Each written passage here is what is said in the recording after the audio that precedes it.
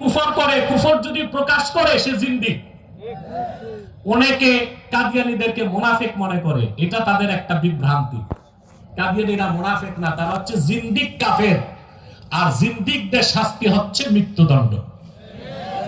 মুখে উপায় দিলে বিশ্বাস করে মৃত্যুদণ্ড। এখন আমরা আইন হাতে তুলে নিব, বলবে আমরা জঙ্গি আর টেরোরিস্ট। তো তোমরা আমাদের দাবি মেনে নাও, দাবিও মানবা না। মুসলমান রাজপথে নামলে মুসলমানের ট্যাক্সের টাকায় গুলি করবা মুসলমানকে। কাদিয়ানীদের রক্ষায় প্রশাসক নামাবো, পুলিশ নামাবো, মুসলমান বাধ্য হয়ে আইন হাতে তুলে নিবে। বাংলাদেশের কাদিয়ানী আস্তানাগুলো আগুনে জ্বালায় দিতে বাধ্য হবে।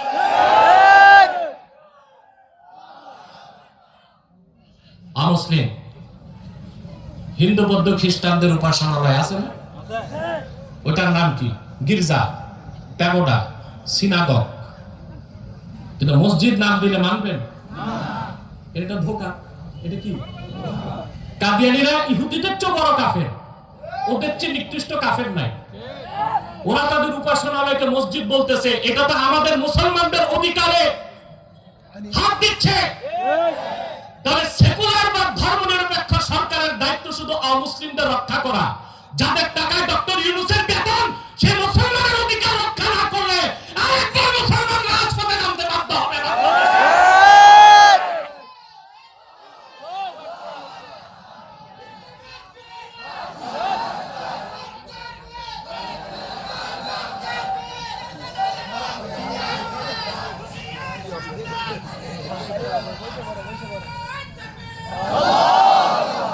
যারা ধর্মনিরপেক্ষতার কথা বলেন, আপনারা ভণ্ডামি কবে ছাড়বেন?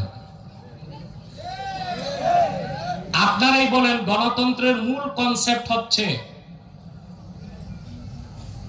অধিক সংখ্যক মানুষের মত মেনে নিতে হবে, ঠিক না? এদেশে হিন্দু বৌদ্ধ খ্রিস্টান ছাড়া যত মুসলমান আছে, জনপুর, ফুরফুরা, জামাত ইসলামী, খেলাফতে মজলিস, চরমনাই পীর সাহেব, কওমি আলিয়া, যত মাসলাক, যত ঘরানা, যত রাজনৈতিক দল, সকল দলের মুসলমানের দাবি কাদিয়ানীদের অমুসলিম ঘোষণা করতে হবে। আপনাদের গণতন্ত্রের সবক কি? The decision of much people will be granted. অধিক সংখ্যক মানুষের মত মেনে নেওয়াই গণতন্ত্র। তো এই ক্ষেত্রে গণতন্ত্রের ফতুয়া কই? এটা হচ্ছে রাজনৈতিক ভণ্ডামি। রাজনৈতিক ভণ্ডামি। আমরা ধৈর্য ধরছি, আর ধৈর্য ধরব না। 5 তারিখ বিপ্লব হয় না, অভ্যুত্থান হয়েছে। যদি বাড়াবাড়ি করা হয় তাহলে বিপ্লব হবে, আরেকটা বিপ্লব হবে ইসলামের পক্ষে, কাফের মুশরিক বেঈমানদের। প্রস্তুতি নিতে হবে মুসলমান। আজকে ওয়াজ করছি না, আওয়াজ দিচ্ছি। আকীদা খাতমে নবুয়তের বিষয় সামান্যতম সন্দেহ পোষণকারী কাফের। আর কাফের কখনো ঈমান থাকে না। ঈমান যার নাই মুসলিম হতে আগে ঈমান, তারপরে এটা বুঝেন? এটা একটু বুঝেন, আপনারা সবাই বুঝেন, কারণ বেশিরভাগ হচ্ছে আলেম আর ছাত্র। আমি একটু মনে করাই দিই, কথা বলো। ইমাম আজম আবু হানিফা রাহমাতুল্লাহ, ওনার ব্যাপারে প্রশ্ন আছে? ইবনে তাইমিয়া নিজে বলেছেন, মান সাব্বা আবা হানিফা ফাহুয়া মিসকিন। আবু হানিফাকে যে গালি দেয় ওটা কাঙ্গাল। ওটা কি? এটা কার কথা? ইবনে তাইমিয়ার কথা। ইবনে তাইমিয়া বলেছেন, মান সাব্বা আবা হানিফাতা ফাহুয়া মিসকিন। যে আবু হানিফার সমালোচনা করে, গালি দেয়, আবু হানিফা বুঝে নেই কিছু, সে মিসকিন, তার কোনো এলেম নাই, সে কাঙ্গাল। 80 হিজরিতে তার জন্ম। 4 জন সাহাবী সাক্ষাৎ লাভ করছে। কয়জন? 4 জন। 1200 তাবিঈনের কাছে যে তাফসীর, হাদিস, ফিকহ সংগ্রহ করেছেন। এত বড় ব্যক্তিত্ব আবু হানিফা। এমনি নাম হয় নাই ইমাম আজম।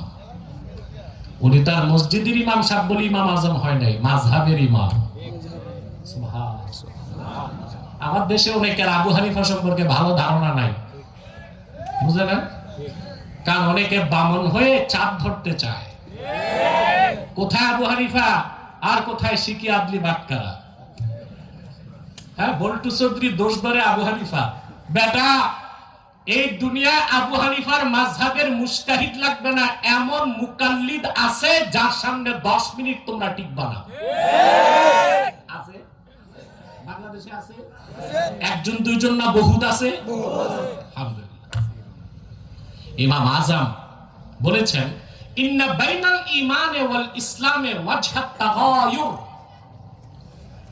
ঈমান ও ইসলামের মধ্যে সম্পর্কটা বিপরীতার্থক। অর্থাৎ যেটা ঈমান সেটা ইসলাম না, যেটা ইসলাম সেটা ঈমান না। ইমাম বুখারী, আহমদ বিন হাম্বল, ইমামে আউজাই, ইমামে জুহরি, ইমামে মুসলিম তারা সবাই বলেছেন যে না, ইন্না বাইনাল ঈমান ওয়াল ইসলামে ওয়াজহাত তারাদুফ। ঈমান ও ইসলাম সমার্থক। খুব সুন্দর সংজ্ঞা দিয়েছেন বদরুদ্দীন আইনি উমদাতুল কারিতে। তিনি বলেন, ইন্না বাইনাল ঈমান ওয়াল ইসলামে ওয়াজহাল উমুমি ওয়াল খুসুস। ঈমান ও ইসলামের মধ্যে আম ও খাসের সম্পর্ক আছে। সুবহানাল্লাহ। অর্থাৎ শুধু ঈমান যেখানে ওখানে ইসলাম নাই, কিন্তু ইসলামের শুরুটাই ঈমান দিয়ে। তাহলে বোঝা যায় মুসলিম না হয়ে মুমিন হওয়া যায়, মুমিন না হয়ে মুসলিম হওয়া আগে ঈমান, তারপরে কি ইসলাম। যার ঈমানে ত্রুটি, কুফর আছে, কাফের, সে কোনোদিন মুসলিম হতে পারে না। অতএব কে মুসলিম কে অমুসলিম, এটিকে মানব রচিত সংবিধান নির্ধারণ করবে না আল্লাহর সংবিধান? মানব রচিত সংবিধান। এটা তো রাগ করেন না, যারা গণতন্ত্রের ভক্ত বেশি, যারা গণতন্ত্র পূজারী, তাদের দৃষ্টিতে গণতন্ত্র একটা ধর্ম, সংবিধান একটা ধর্মগ্রন্থ, রাষ্ট্র একটা উপাস্য। এই জন্য তারা মনে করে সবকিছুর ঊর্ধ্বে রাষ্ট্র। আমরা বলি না, সবকিছুর উপরে ঈমান ও ইসলাম। এখানে আমাদের আদর্শিক দ্বন্দ্ব। তাদের স্লোগানটা দেখেন না, তারা বলে ব্যক্তির চেয়ে দল বড়, দল থেকে দেশ বড়। আমরা বলি ব্যক্তির চেয়ে দল বড়, দল থেকে দেশ বড়, দেশ থেকে আমার জান বড়, জান থেকে আমার ঈমান বড়। ঈমানের প্রশ্নে কোনো ছাড় মানব না। তে সংবিধানটা একরকম মূর্তি পূজা। এটা কি, কেন বুঝাই দিক, বুঝাবো? হ্যাঁ, হযরত ওমর রাদিয়াল্লাহু তাআলা আনহু তিনি একদিন হাসতেছেন। তো লোকজন বললেন, হুজুর আপনি বিনা কারণে হাসতেছেন কেন? বলে, জাহিলি যুগে এমন কিছু কাজ করতাম যা মনে পড়লে হাসি আসে। বলে, কি করতেন? বলে, কুন্না নাসনাউ সানামাম বিল আজওয়া। আমরা খেজুর দিয়ে মূর্তি বানাইতাম। কি দিয়ে? হিন্দুরা কি দিয়ে বানায়? আর জাহিলি যুগে আরবের মানুষ তো এমনি গেডি ছিল, তো মূর্তিটা বানাইতো কি দিয়ে? খেজুর দিয়ে। মানে খেজুর দিয়ে মূর্তি বানাইতাম, ইলাহ হিসেবে সম্মান করতাম, চুমা দিতাম, শ্রদ্ধা করতাম, ক্ষুধা লাগলে না কুল খেয়ে ফেলতাম। লস হইছে?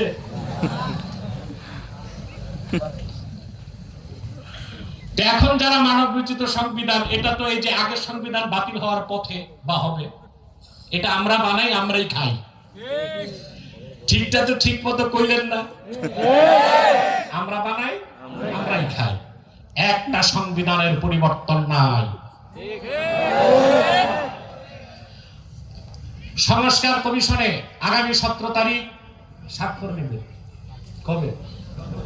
কালকে। আমাকে দাওয়াত পাঠাইছে, যাবো কিনা চিন্তায় আছে। কারণ আমি দেখছি সনদে আছে শুধু যেহেতু আর সেহেতু। তো স্বাক্ষর দিয়ে কি করব? একটা জিনিস যদি আমার ইসলামী রাজনীতি যে ভাইরা করেন, ঐকমত্য কমিশন, এটার আমি বলি মৃত্যু কমিশন। এখানে যে ওনারা একটা সংস্কার যদি আদায় করতে পারতেন যে বাংলাদেশের সংবিধানে কোরআন সুন্নাহ বিরোধী কোনো আইন হবে না, আমরা অনেকখানি আগায় যেতে। আর যদি আরেকটা সংজ্ঞা নির্ধারণ করতে পারতেন, কে মুসলিম কে অমুসলিম, কে মুমিন কে কাফের, তা নির্ধারিত হবে কোরআন সুন্নাহর সংজ্ঞায়। তাহলে অটোমেটিক কাদিয়ানি